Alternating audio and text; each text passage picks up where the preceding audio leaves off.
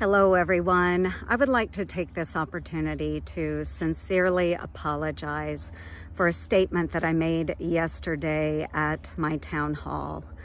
I was in the process of answering a question that had been asked by an audience member when a woman who was extremely distraught screamed out from the back corner of the auditorium, "People are going to die."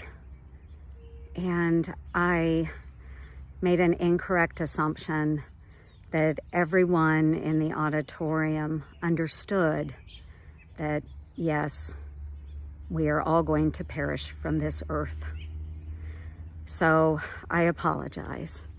And I'm really, really glad that I did not have to bring up the subject of the tooth fairy as well.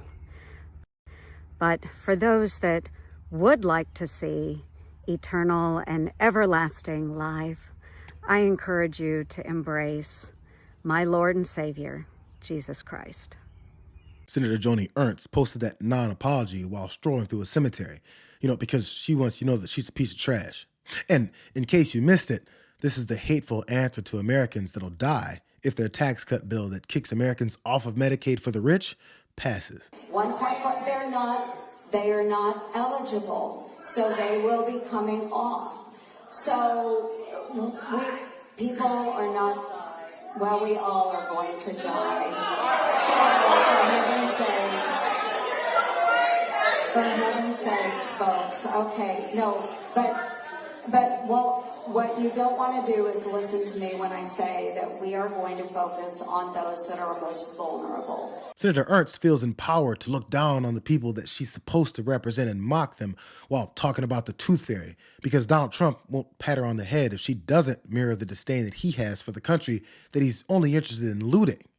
It makes it much clearer that the Joni Ernst that spoke about people dying from healthcare-related issues while Joe Biden was in office was only saying things like this for political purposes. The skyrocketing cost of prescription drugs has become a matter of life and death for so many. We've heard the heartbreaking stories of individuals who could not afford their insulin, were forced to ration and skip doses, and as a result, they lost their lives. I remember quite vividly a conversation I had with an Iowa mother explaining how she lost her son, who as a young man was rationing his insulin because he could not afford to do more.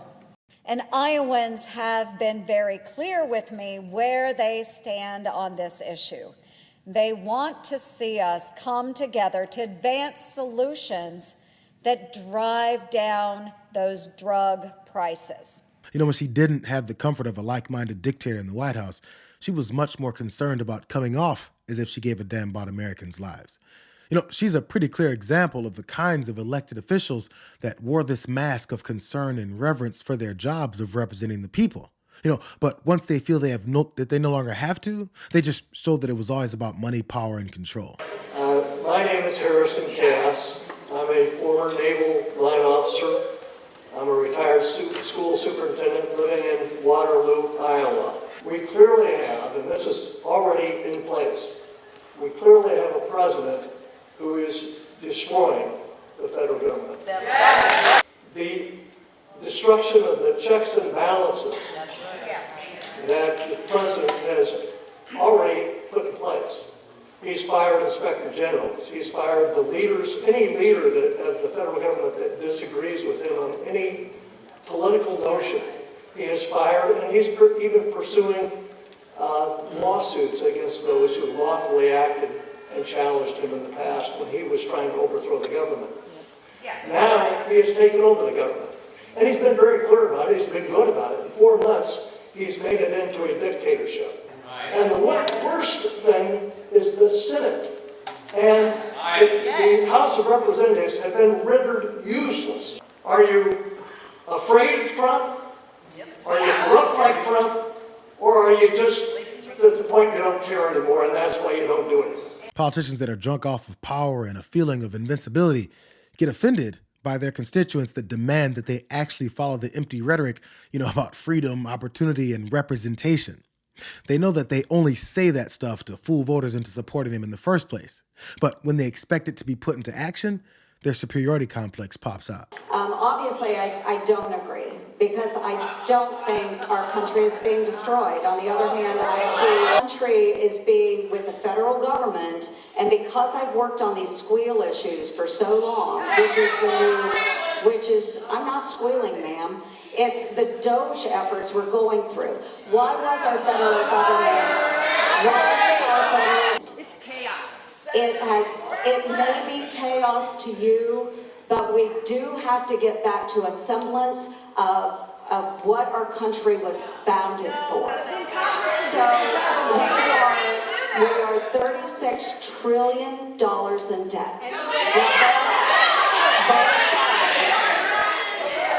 Both sides have contributed to this.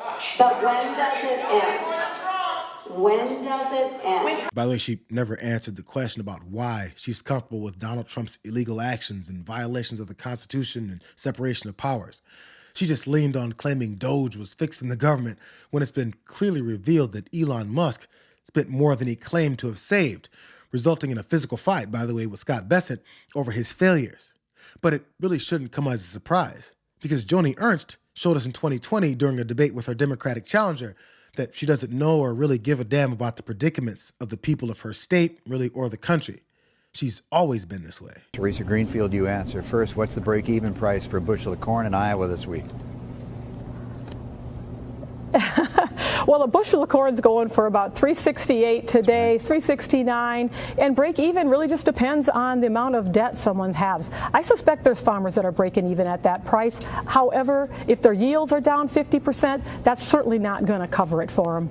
Senator, break-even price for soybeans for an Iowa farmer to produce. Yeah, certainly. I would like to go back to previous statement. Certainly, with what we have done on trade, we have seen significant strides forward. So the USMCA is a great example of that with our two largest trade partners, Mexico and Canada. Mexico is the #1 purchaser of Iowa corn.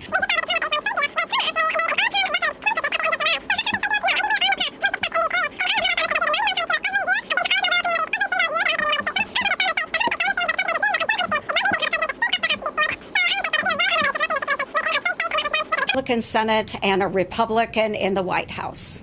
Well, thank you very much. I might have missed it, but I don't think you answered my question. What's the break-even price for soybeans in Iowa?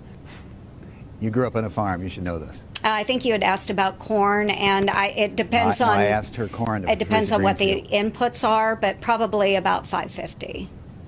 Well, you're a couple dollars off, I think, here because it's 10:05. So, we'll move on to something else then. And I don't think Ms. Greenfield answered either. She actually did with the price of corn. We'd asked for the price of soybeans from you, Senator. You want to take another crack at it? No, thank you. You said the break even for corn is $10.50. I don't think that's correct.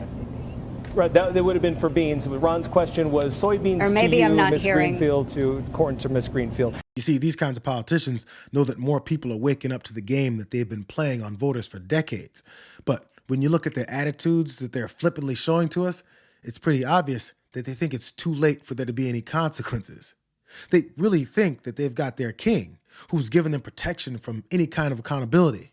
It's just up to us to either go along with that or not. I think everybody in that audience knows that they're going to die. They would just rather die in old age at 85 or 90 instead of dying at 40.